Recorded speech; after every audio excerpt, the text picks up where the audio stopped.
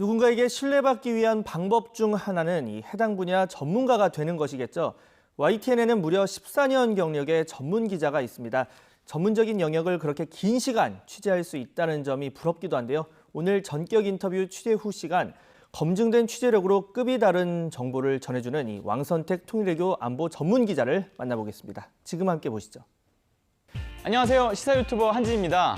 YTN의 유일무이한 전문기자, 오늘은 왕선택 통일외교 안보 전문기자를 만나 이야기를 나눠보겠습니다. 어서 오세요. 네, 안녕하세요. 네, 소개 한번 부탁드릴게요. YTN에서 통일외교 전문기자를 하고 있는 왕선택이라고 합니다.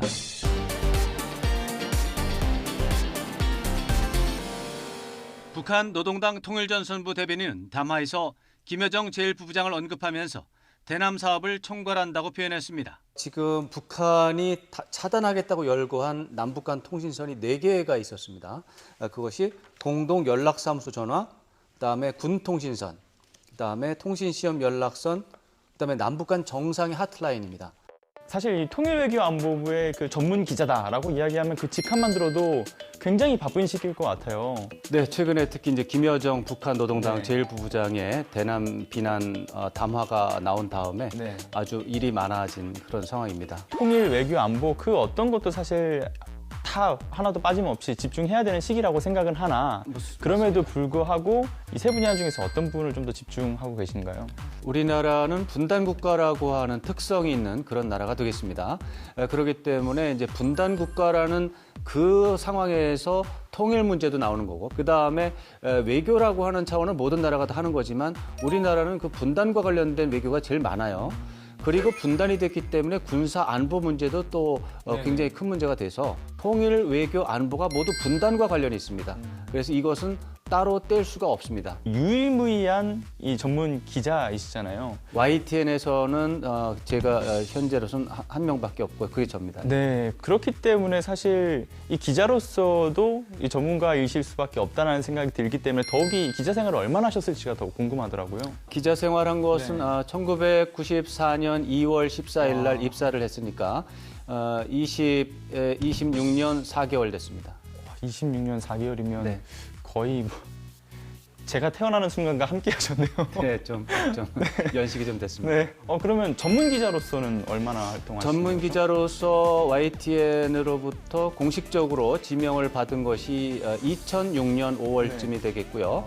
다만 이제 통일외교 안보 분야라기보다는 통일외교 안보에 관련 현안을 다룬 것은 1996년부터입니다.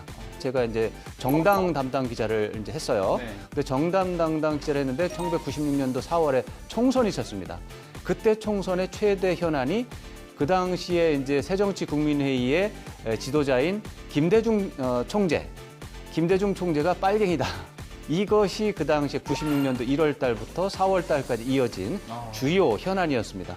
제가 그거를 담당했기 때문에 제가 남북 문제 또 통일외교 안보 문제를 다룬 것은 96년도 1월 달로 거슬러 올라가야 되겠습니다. 지금 맡고 계신 이 통일외교 안보 분야가 취재하는 창구가 상당히 좀 제한적일 거라는 생각이 드는데 사실은 다른 분야 같으면은 해당 분야 정부 당국자에게 전화해가지고 이건 뭡니까? 그러면 이건 이거다 그러면 보도를 하면 되는데 통일외교 안보 분야의 당국자들은 북한이라고 하는 상대 또 미국이라고 하는 또 파트너 이런 부분들을 생각을 해야 되기 때문에 말을 쉽게 그렇다 아니다라는 말을 함부로 할 수가 없는 상황입니다. 그래서 기본적으로는 북한에서 나오는 공식 문건들이 있습니다. 조선중앙통신, 또 노동신문, 그다음에 조선중앙TV 이런 것들을 계속 모니터를 좀 하고요. 두 번째로는 해당 당국자들의 설명들이 있습니다. 공식적인 설명, 공개적인 설명도 있지만 또 비공식적인 설명, 또 비공개적인 설명도 많이 있습니다. 이런 것들을 통해서 분석을 해야 되고 이 분석이 굉장히 이중 삼중으로 들어가기 때문에 복잡한 경험이 좀 필요한 그러한 부분이 돼서 어렵다고 말씀드릴 수 있습니다. 취재 분야 중에 대북 뉴스가 특히나 굉장히 좀 폐쇄적이다 보니까 사실 확인이 어렵잖아요. 그래서 이런 가짜 뉴스가 활개를 치는 그런 모습들도 보이고 있는데 저는 이 분야에서 아까 말씀드린 것처럼 한 18년, 짧게 보면 18년, 길게 보면 24년 동안 활동을 해왔기 때문에 명백히 이것은 가짜 뉴스에 해당한다라고 보이는 것이 있습니다. 그런 것들은 제가 YTN 시청자분들에게는 최대한 정확하게 보도를 해드리려고 노력하고 있고요. 예를 들어서 지난 4월 말쯤에 김정은 북한 국무위원장이 이제 건강에 이상이 있고 신변에 이상이 생겼다라는 뉴스가 나온 적이 있습니다. 근데 그런 것들도 이제 초기 단계에서 제가 나름대로 이쪽 분야에서 오랫동안 보도를 담당한 것으로 볼 때 믿기 어려운 부분이 있었다라고 이제 판단이 됐습니다. 그래서 YTN은 그날 당일부터 흥분하거나 과민 반응할 필요가 없이 신중하게 상황을 지켜봐야 된다 이렇게 보도를 해드렸고 며칠 만에 YTN의 기조대로 이제 북한 김정은 위원장이 아무 문제가 없다는 게 확인이 됐죠. 대북 뉴스의 경우에는 여론만 보더라도 그 의견이 극명하게 갈리는 그 모습들을 볼 수가 있단 말이죠. 그래서 전달하는 방식도 상당히 조심스러우실 것 같다는 생각이 들어요. 어렵습니다. 사실 제일 어려운 부분이라고 볼 수가 있는데 네. 이 분단에서 오는 이 문제는 기본적으로 외교의 틀에서 보는 것과 안보의 틀에서 보는 것은 정면으로 충돌하는 그런 의미가 있습니다. 원래. 그래서 안보라고 하는 것은 최악의 시나리오, 즉 북한이 우리를 쳐들어오면 어떡할 거냐, 북한이 우리를 속이면 어떡할 거냐라는 질문을 하면서 이제 북한 문제를 보는 것이고, 외교라고 하는 것은 분단 속에서 북한과 우리가 협상을 해서 합의를 봐서 군사적인 위협 자체를 줄여서 안전 보장을 하는 게 더 유리하다라고 하는 틀에서 이제 보고 있기 때문에 양쪽 다 진심을 다해서 나라를 사랑하는 마음으로 생각을 했는데도 이게 180도 다른 얘기가 나옵니다. 이런 부분에 대해서 이제 분석하고 해설하는 입장에서 저 나름대로 공정하고 정확한 보도를 하기 위해서 노력을 하고 있습니다.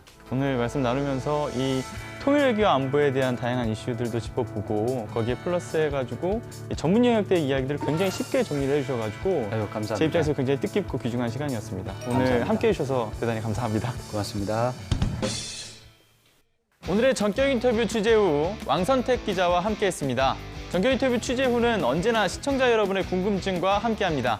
또 이 사건의 취재기를 꼭 알리고 싶다 하는 기자님들 언제든 연락주세요. 다음 시간에는 더 알찬 소식으로 찾아뵙겠습니다. 감사합니다.